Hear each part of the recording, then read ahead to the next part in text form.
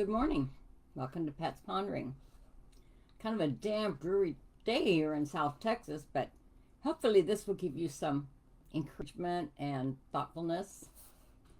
This is from the book Short, Sweet, and Sacred, which is my chapter in here. These are several different coaches, 59 different coaches submitted a story, 200 words or less, of an experience that we went up against and how we overcome it. So this one is my story, and it's called You're Too Old. December 2016, and my husband John and I are in the ER. He with high blood pressure. It hasn't come down after 3 nitro pills, and x-rays are taken. We're told his lungs look terrible. 3 days later, the specialist says John has interstitial fibrosis lung disease.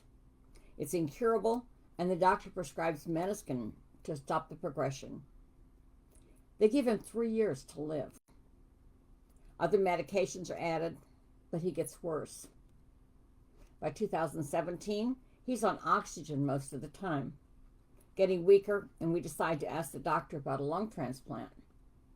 He goes to the appointment, and I go to work. I come home, and he's sitting in the living room with a strange look on his face. At today's appointment, he was told that at 70, he is too old for a lung transplant. The pulmonologist said, "When you get tired, let me know. We'll take you off of the meds and call in hospice." He says he is 40 shades of depressed hearing this and is not ready to accept it. John is always an upbeat and happy soul. I have never heard him say he was depressed. This is the death sentence to him. He was put on medicine from Germany, costing $1,800 a month to slow the progression down, but he's still deteriorating. In September of 2019, we seek a second opinion at UT Southwestern in Dallas, Texas, one of the top transplant hospitals in the United States. We have to know he is a good candidate for a transplant, that his age will not stop him. He is tested thoroughly for everything imaginable. Even his eyes and teeth, he passes with flying colors. He's told to lose 30 pounds. He lost 40 pounds. Our spirits are lifted, and we have renewed hope. We left my 97-year-old mom in Nebraska because she insisted that I had to be with John. She loves him and understands the seriousness of his disease. We head to Nebraska to close my sewing business, and we're told to get back to Texas as soon as possible. I rush to finish orders and pack, and we're ready to go back to Texas in a week. We have no idea how long we will have to wait for a matching donor, possibly months or even years. We spend 1 week at a hotel, but then are given a small apartment, and we only have to pay the electric and the cable. A gentleman who received a heart transplant built these apartments, and he set aside 8 units for free rent for transplant patients to wait and recover, and we can stay as long as we need to. On Monday, we're in the apartment. Tired, I make the bed and say I will put things away tomorrow. Tuesday at 4:50 a.m., John phones ring. He's not wearing his hearing aids, so I shake him, waking and saying, your phone. It's the hospital. We're told, get here as soon as possible. We arrive and we're told that there is a donor, but everything must match. Tissue, blood, everything. If they get into surgery and even one thing doesn't match, everything stops, and we wait for another call. He's prepped on Wednesday morning, and he's in surgery. I wait for the nurse to call with updates. She calls and says, it's a go. Oh my God, tears come to my eyes. I wait. He's in God's hands now. I pray for John, the doctors, the nurses. His doctor's new to Dallas. It's her first surgery here, although she was head of transplants in California and has a new procedure. In the waiting room, I meet the wife of the man who received John's donor's heart. John is receiving the right lung and another person the left lung. Many lives are saved today because of the donor family. Watching the news, we learned of a young construction worker was hit and killed by a drunk driver. God works in mysterious ways, and I can't help but wonder, was that John's donor? 6 hours later, John is back in his room, hooked up to lots of machines and tubes. I can't wait. I'll go into his room for 3 days, but looking through the glass. The doctor said he may not recognize me for a couple days. He sees me on the other side of the glass, gives me his sweet smile, and waves. He remembered me. They watched him closely, and 8 days after surgery, he is released with no oxygen, but has the feeding tube in his nose because he has a hiatal hernia. We were initially told he would be in the hospital for 4 weeks. 8 days, he was out. There are many trips to the doctor's office as she monitors him closely. He's on lots of anti-rejection medicines through the feeding tube, along with his liquid food, which the anti-rejection medicines he had to be on the rest of his life.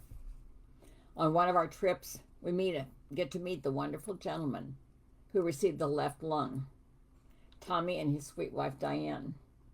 This is an instant bond with them that we treasure. I learned to give shots, crush meds, and give liquid food in the feeding tube. Several times the tube plugs. Sometimes I'm able to clear it, but twice we have to go to the ER to have them do it. We're grateful for the doctors, to God, and to the unselfish donors family for giving my sweet John new life. February, and a call comes from my mom, who has cancer. John's sister stayed with him. He can't stay by himself or drive to doctor's appointments. I drive to Nebraska, where I spend Mom's last 2 weeks with her and take care of the funeral. And I'm so grateful to have that precious time with her at her end.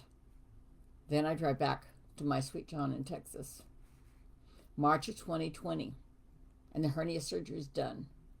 John can eat soft foods and start walking outside. He develops pneumonia and is back in the hospital for a few days. In April, he's cleared to travel back to Nebraska. In October, we traveled to our home in Far, Texas. November brings COVID to John and myself. He's life-flighted to Dallas for 10 days. Then it's back to Far and to Nebraska in April. We make many follow-up visits to Dallas, but also travel 50,000 miles in our motorhome, going whenever we can during this precious time. I'm doing my life coaching on the road. We stay at truck stops and see family and friends, Alice and Ben. In July 2022, we attend our grandson Logan and his bride Caitlin's wedding in St. Augustine, Florida. John is feeling so good, dancing with me to shout YMCA, the Congo line.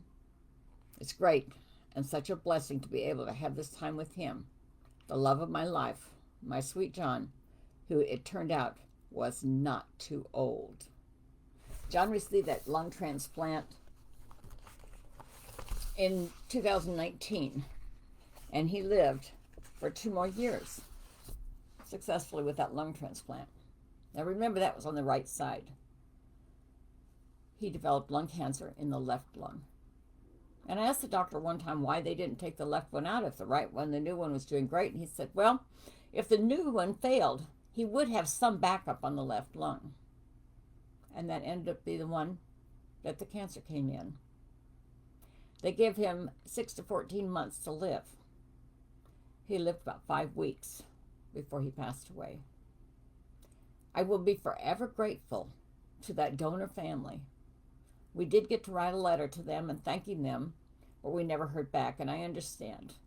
That had to be difficult for them for giving permission, but I thank God because 3 people got to live that day. So my driver's license says I am a donor. I gladly leave my organs for someone that it could give them new life. And I thank God for the doctors and the family support and everyone that came in there and helped us. We had precious time. We knew that. And we lived it to the max. We traveled. We visited relatives and friends. When you know your time is short, You make sure you do the things that are really necessary and that you really want to accomplish. It's sad that we think we have to wait until a situation like that to really realize and reap. We need to go through our whole life enjoying those times and those people, appreciate what we have, be happy where we are, and be grateful for what we have. I would love it if John and I could have had longer time, but we didn't, and we knew we wouldn't. But that's okay, because we did the best we could with what we had from where we were, and it was a very grateful time, and he will be in my heart forever. He was the best thing ever happened to me and my children. I thank you for watching. I'll see you next week. Bye for now.